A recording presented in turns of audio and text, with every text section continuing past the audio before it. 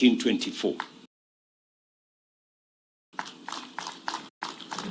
And we couldn't have celebrated 100 years of Tibet in a better place than in this Kabete Institute.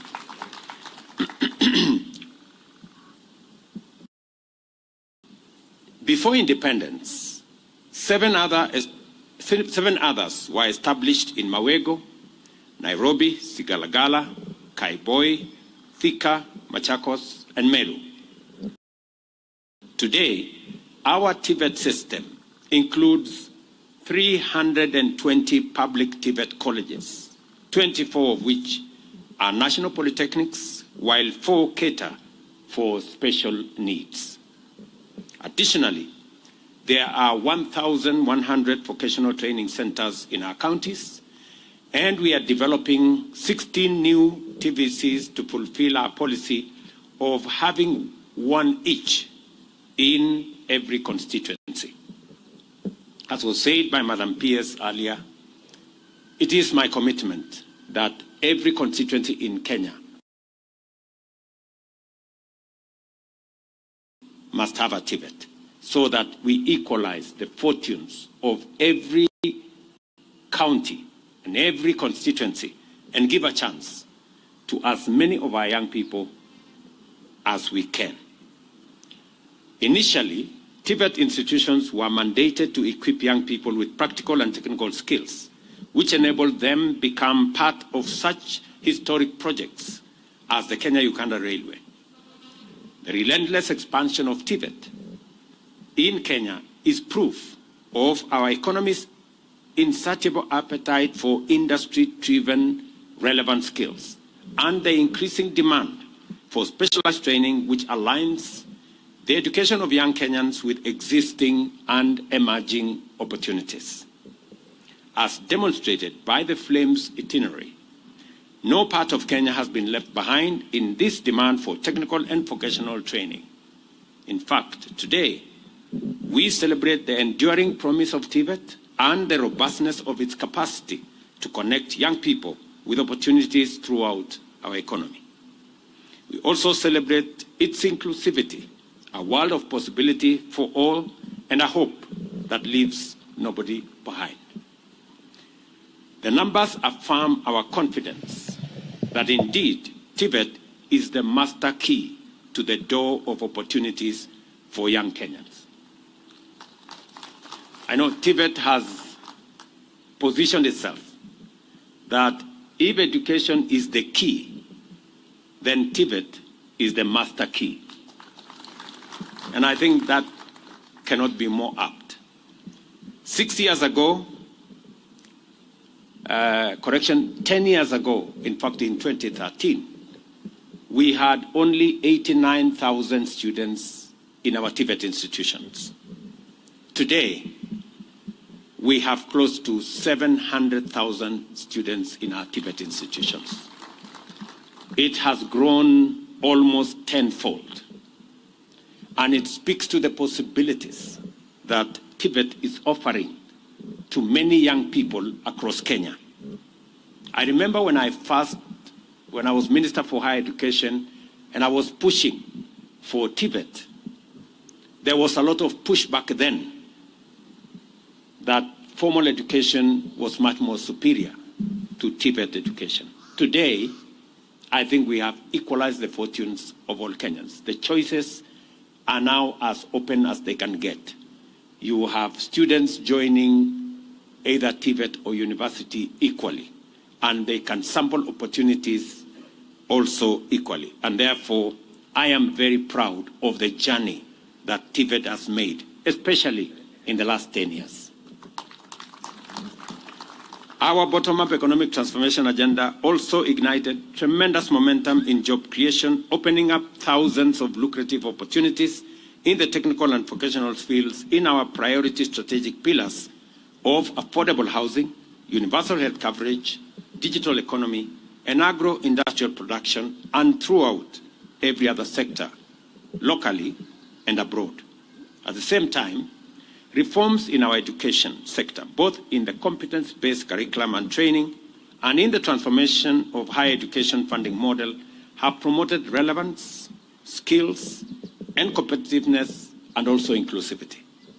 We are also intentional about developing and providing high-quality human resource to support TVET. Humanity is now irrevocably plunged into the future of immense threats and crises that can only be surmounted by sustainable innovation and effective technology deployment against every risk and every challenge. The government is determined to ensure that Kenya is not left behind and that our young people remain at the forefront of global industrial and technical progress. Our education system has never been more essential, and TVET in particular is now a focal sector which must receive our full attention because we cannot afford to get it wrong. We must remember that our freedom struggle remains incomplete, and the attainment of inclusive growth and broad-based prosperity is our best way of winning freedom from hunger, disease, and want. Therefore, the United Nations Sustainable Development Goals, the Africa Union's Agenda 2063, and our Vision 2030 depend on our capacity to catalyze national transformation in a manner set out in the bottom-up transformation agenda. In other words, the freedom struggle of our time calls for a skills revolution driven by science, technology, and innovation. Consequently, we must supply our labor market with skilled and innovative human capital in order to unlock the vast opportunities in key sectors such as agriculture, the blue economy, renewable energy, manufacturing, infrastructure development, mining, housing, and climate action. For these reasons, we continue to drive the transformation of TVET system by implementing important reforms and developments, including, I already issued instructions that the development, education, and training curriculum Assessment and Certification Council, CDAC, be reinstated and takes over the role of examining our students, providing exams for our students, because it is the qualified body for it to make sure that our trainers are assessed on skills acquired and competencies achieved rather than on stories told. I think that that's really the basic tenet of why we pushed for TVET. I also must say that I am very proud of what we have decided on recognition of prior learning. It is an important tool of getting more people to be certified, especially when they have skills, especially when they have acquired those skills over time. And there's need for a framework, and I'm very happy that many institutions around Kenya, many TVET institutions are now implementing that program on recognition of prior learning as a government policy that then gives opportunity to many people to be certified and for them to be able to have the requisite papers to be able to further their careers. I'm very happy that we have upgraded 13 technical training institutes and colleges to national polytechnics to give them also opportunity to be able to offer education at a higher level and to support the others for us to move forward. I'm also happy on the elevation of Morendat Institute of Oil and Gas into a national polytechnic. Again, it gives us the opportunity to unlock the potential in the oil and gas space, and especially as we focus on how to deliver those products coming from that sector into the economy. I am also very happy that the ministry is running with the implementation of the National TVET Blueprint 2020 to 2030. And that whole space where we are developing and implementing a dual training policy, which involves industry players in the training process. In fact, this morning, I listened to Kevin, one of the students who was taking us through a presentation. And Kevin told me that we need to balance between the training that we have in college and the opportunity we have to work in industry. And I think he was speaking to the policy of dual training. And therefore, if you wanted any validation that dual training is the way to go, I think even the students in these colleges are speaking the same language with us, that we need to do more to make sure that we connect what happens in class, what happens in our laboratories, what happens in our workshops, and what happens in industry. And that is the way to the future. And I want to encourage principals, and I want to encourage the ministry to work with industry. And I'm very happy with the partnership that has already been fashioned between the ministry and industry and our training colleges to provide opportunities for young people from these institutions to be able to be trained and to acquire the skills necessary for them to be job ready when they get out of college. Let me also confirm that on the funding model, we are working to make sure that especially children from vulnerable families are not left behind. It is very important that we leave nobody behind in this training and in this program and in providing education. We have doubled the budget for training in TVET and in our universities, deliberately, because we want to give every child in Kenya an opportunity to learn. I know that there has been a bit of confusion, and I have asked the ministry to clarify that some of the letters sent to parents may indicate 200,000, 300,000. But that is not what a parent is expected to pay. That is the cost of the course.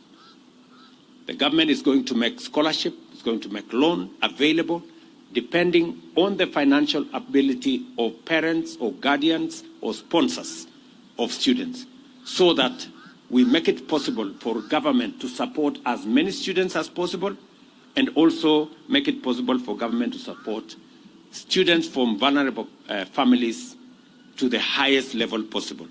I also want to ask members of parliament to work with us on this program so that we can get the correct message out there that our intention is to make sure that our institutions have the requisite resources to run courses. I think in the past, TVET institutions, managers of our TVET institutions, managers of our universities were struggling because while government committed so much money, they delivered half or sometimes less than half, and therefore it became difficult for the training to go on.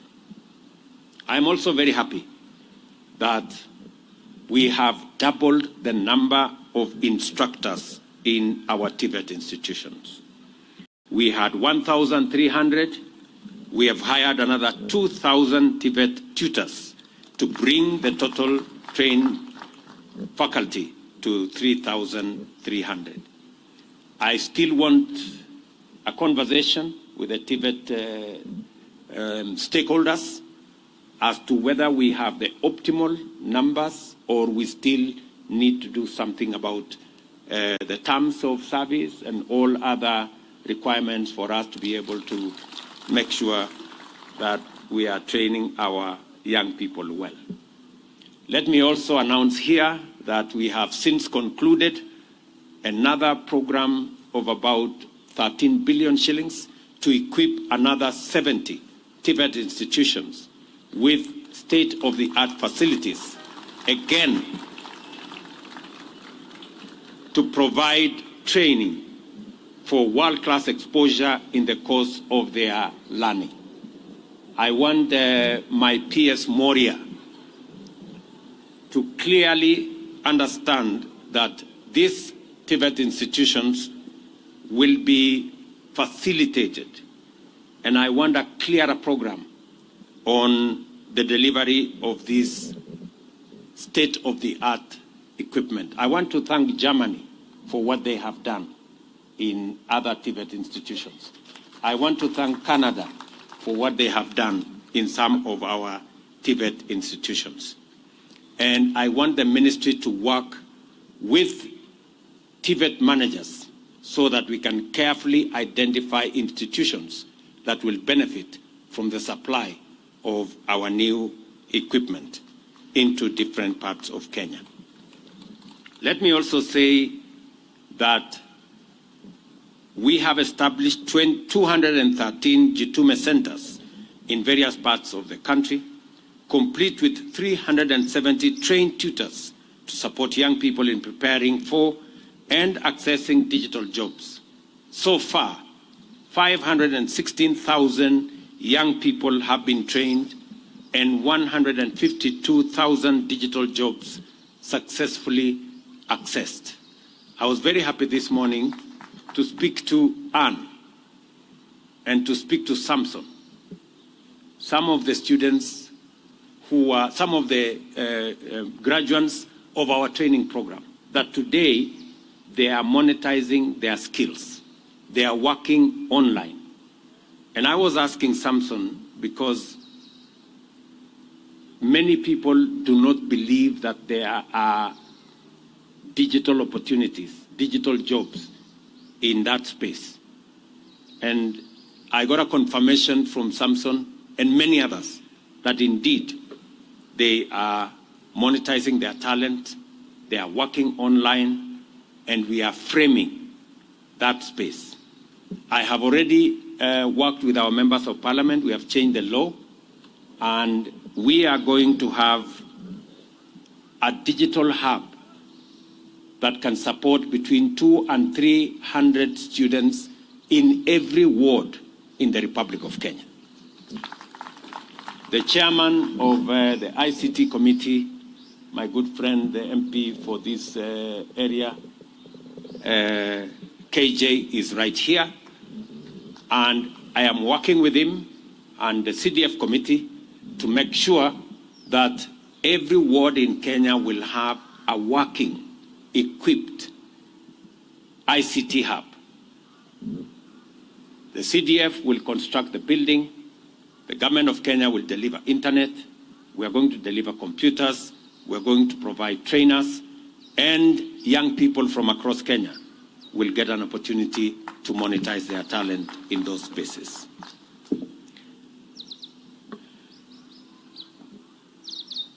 I am aware that it is difficult to tell the story of 100 years of TVET in Kenya in such a brief period.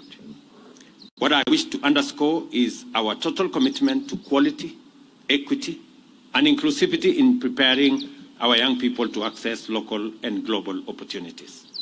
Another principle that has enabled us achieve such and much in transforming our TVET system is partnership. We have benefited greatly from the goodwill of generous friends, including TVET Technical Working Group, the United Nations Habitat, the International Labour Organization, World Bank, GIZ, Colleges Institute Canada, China, and Finland.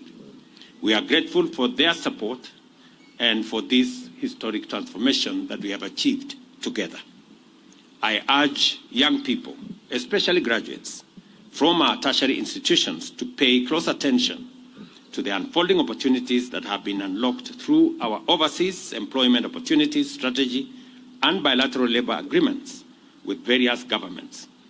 I think you've just heard a testimony from the ambassador of Germany that in September this year, we will be signing the first ever bilateral labor and migration agreement between Germany and any other country.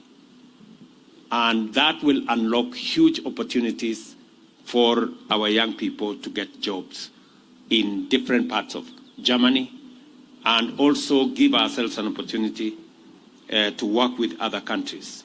The State Department of Diaspora Affairs is spearheading the Kazi Maju program, and the National Employment Agency maintains an up-to-date database on available opportunities. I encourage you to look up your opportunity and get ready to work your way to success, either in Kenya or outside Kenya.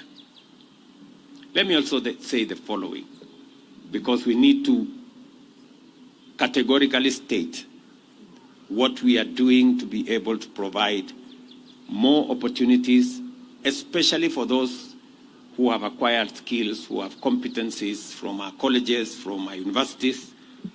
The housing program is a very deliberate program for us to unlock thousands, hundreds of thousands of jobs for those who are graduating from our schools and colleges and universities. Already, we have 160,000 people working in our housing program.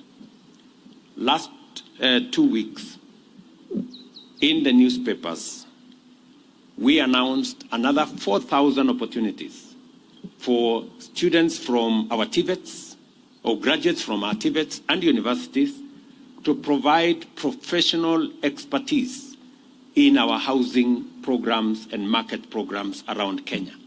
We are expecting architects, we are expecting quantity surveyors, we are expecting those who have learned on many other supervisory skills to participate in that program as we grow jobs in that space. Let me also say, when I went through the program here, another young man called Anthony was talking to me about industrial automation. And again, manufacturing, industrialization is a space we must be very keen about. And I have made deliberate policy interventions to expand opportunities in our manufacturing and industrial space. Last year, for example, we said that we are going to reduce on the imports of clinker, of cement, of steel, of furniture. What happened when we did that and we imposed duty on imported clinker, cement, furniture that we can manufacture locally? On steel alone, 11 companies that had closed down started operations, employing 16,000 Kenyans. And we stopped the imports of steel billets and saved 100 billion Kenya shillings on foreign exchange. Apart from creating jobs, we saved on foreign exchange, and we created wealth and job opportunities locally by making sure that we deliberately promote local manufacture. In the same space, we stopped the importation of clinker so that we can manufacture clinker locally. We not only saved 20 billion of foreign exchange, we actually exported clinker from Kenya and made 10 billion shillings to the region. Apart from creating jobs locally and reducing the import of clinker by 95%. I went to open the factory in West Pokot, which now employs close to 2,500 people directly and another 2,500 people indirectly, and giving ourselves the opportunity to use local raw materials to manufacture our own cement, our own clinker, create jobs locally, create wealth locally, and stop hemorrhage from our foreign exchange. We must be deliberate. We must be intentional, whether it is with housing, whether it is with our manufacturing, whether it is with our digital jobs, and whether it is in our export of labor, we must be intentional on creating opportunities for young people in Kenya to work, either at home or abroad, so that we can enhance their incomes and give them opportunities to be the best of who they are. I also take this opportunity to thank trainees at our Tibet colleges for their sterling contribution to the National Tree Planting Drive. So far, you have planted 3.8 million trees, exceeding the initial target of 500,000. I don't know who gave you this small target of 500,000. I think the target was very low, but you've done well. I am honored to call the young people of Kenya heroic partners in our effort to combat deforestation and climate change. 100 years of Tibet in Kenya have been marked by relentless transformation, strong partnerships, robust endowment, and incremental opportunities. Today, we gather here where it all began, to envision the future over the next 100 years.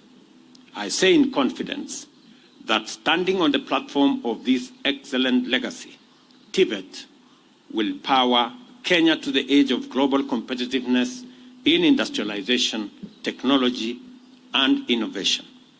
Let us therefore remain focused on our transformation agenda and the important cause of endowing Kenya with a skills capital through equity, quality, and inclusivity.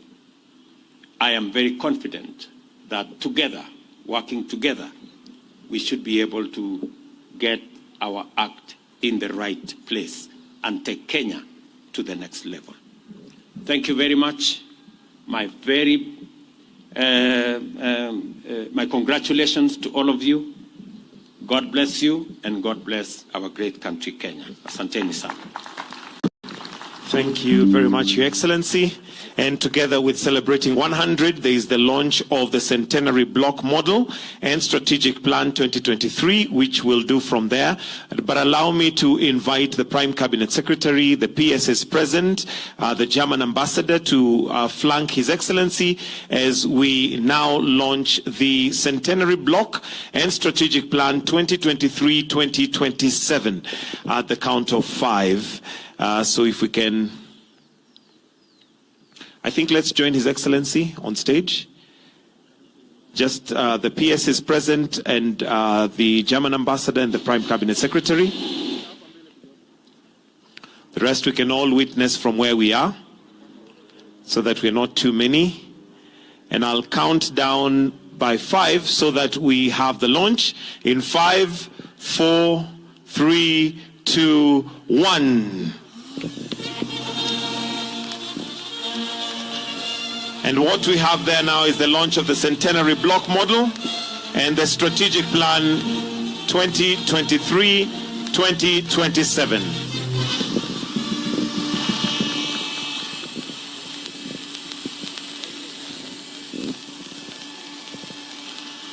Thank you. And with that, we have now come to the end of this particular ceremony. So after His Excellency has done a brief inspection of the model,